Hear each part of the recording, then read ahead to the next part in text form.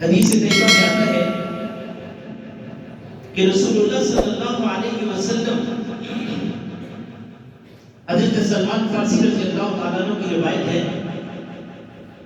کہ رسول اللہ صلی اللہ علیہ وسلم نے رمضان المبارک کے ایک دن پہلے ایک خطبہ ارشاد فرمایا.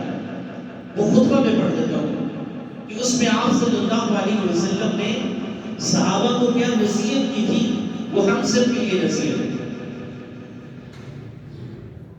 کہتے ہیں یا ایھا الناس قد اضلکم شہر عظیم. اللہ کے رسول صلی اللہ علیہ وسلم نے فرمایا لوگوں، تمہارے اوپر ایک عظمت والا مہینہ سایہ فگن ہے جو بالکل سب کے اوپر آ چکا ہے، اور اس میں کچھ لمحے یا چند گھڑیاں باقی ہیں، پھر اس کے بعد اس مہینے کے اندر ہم داخل ہو جائیں گے. حضور نبی اکرم صلی اللہ علیہ وسلم نے فرمایا شہر المبارک،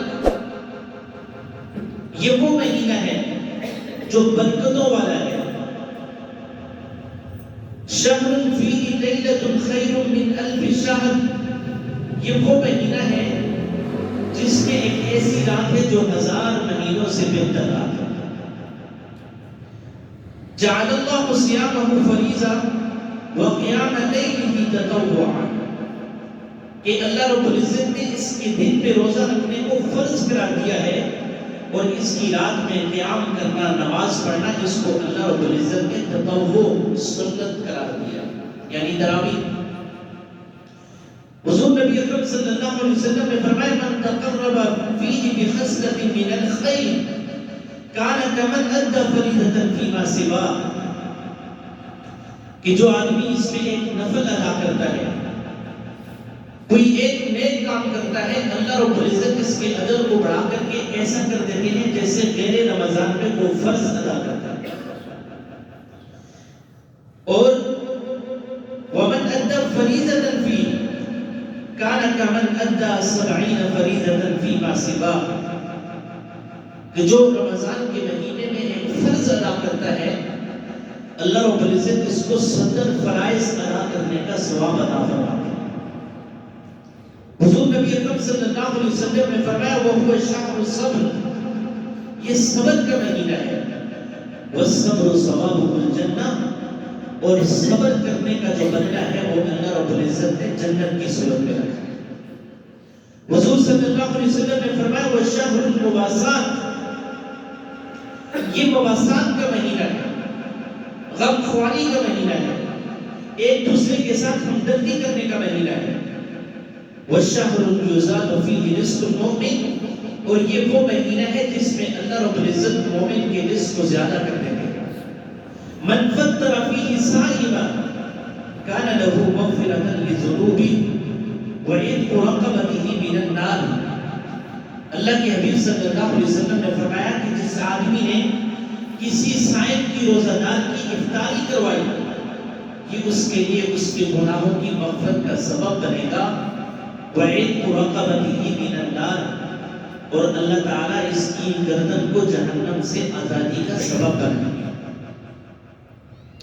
وَكَانَ لَهُ مِثْلُ أَجْرِهِ مِنْ غَيْرِ أَنْ يُنْتَقَصَ مِنْ أَجْرِهِ شَيْءٌ، روزہ دار کو افطار کرانے والے کا اجر بھی اتنا ہی ہوگا جتنا خود روزہ دار نے اجر پایا.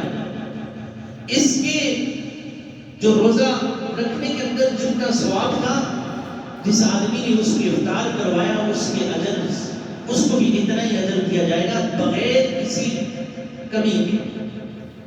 اللہ رب العزت کے حبیب صلی اللہ علیہ وسلم نے فرمایا قلنا یا رسول اللہ، ہم نے کہا یا رسول اللہ لیس کلنا نجد ما نفطر به الصائم، ہم میں سے تو اکثریت ایسی ہے کہ ہر آدمی اتنی وسعت نہیں رکھتا کہ وہ روزہ دار کو روزہ افطار کروا سکے، اس کی بھوک کو مٹا سکے. جس طرح اس نے سارا دن بھوک اور پیاس کے اندر دن گزارا، اتنا ہمارے پاس تو ہر ایک کے پاس نہیں ہوتا کہ جتنا اس کو سیر کروا کے کھلایا جا سکے. تو ان کے کہنے کا مقصد یہ تھا کہ یا رسول اللہ، اگر اس کا پیٹ بھر کے کھلا نہ سکے تو پھر کیا ہوگا؟ تو آپ صلی اللہ اللہ علیہ وسلم نے فرمایا فقال رسول اللہ صلی اللہ علیہ وسلم یؤتی اللہ ھذا الثواب من فطر صائما علی مذقۃ لبن. اللہ رب العزت کو ثواب دینے میں کوئی بہت زیادہ روزہ دار کو کھلانے کی ضرورت نہیں ہے، بلکہ آپ صلی اللہ علیہ وسلم نے فرمایا اگر کسی نے کسی روزہ دار کو اتنا افطار کروایا کہ اس کے پاس ایک گھونٹ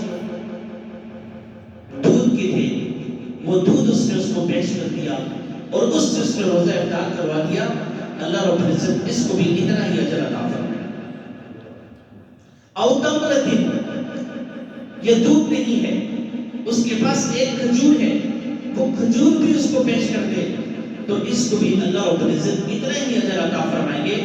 اور آپ صلی اللہ علیہ وسلم نے فرمایا او شربت من ماء، اگر یہ بھی نہیں ہے تو کسی نے کسی روزہ دار کو پانی ہی پلا دیا تو اس کی وجہ سے بھی اللہ رب العزت اس کو اتنا ہی اجر عطا فرمائے. ومن اشبع صائما سقى الله من حوض شربة لا يظمأ حتى يدخل الجنة. اللہ کے حبیب صلی اللہ علیہ وسلم نے فرمایا کسی نے کسی روزہ دار کو اگر پانی پلا کر کے اس کی پیاس کو مٹایا، اللہ رب العزت میرے حوض کوثر سے اس کو ایسا پانی پلائیں گے کہ اس پانی کے پینے کے بعد پھر کبھی اس کو پیاس نہیں ہوگی. وَهُوَ الشَّهْرُ الْأَوَّلُ رَحْمَةٌ. آپ صلی اللہ علیہ وسلم نے فرمایا کہ وہ مہینہ ہے جس کا جو پہلا عشرہ ہے وہ رحمت کا عشرہ ہے، وَأَوْسَطُهُ مَغْفِرَةٌ، اور اس کا درمیانی عشرہ مغفرت کا ہے، وَآخِرُهُ عِتْقٌ مِّنَ النَّارِ، اور اس کا آخری عشرہ جہنم سے آزادی کا عشرہ ہے. وَمَنْ خَفَّفَ عَنْ مَمْلُوكِهِ فِيهِ غَفَرَ اللَّهُ وَآتَقَهُ مِنَ النَّارِ. آخری جملہ اللہ کے حبیب صلی اللہ علیہ وسلم نے فرمایا جس نے رمضان کے مہینے میں اپنے باتیں کام کرنے والے سے اس کے کام کے اندر تخفیف کر دی، اس کے ساتھ نرمی والا معاملہ کیا، اللہ رب العزت اس کی وجہ سے بھی اس کی مغفرت فرمائیں گے اور اس کو جہنم سے آزادی عطا فرمائیں گے.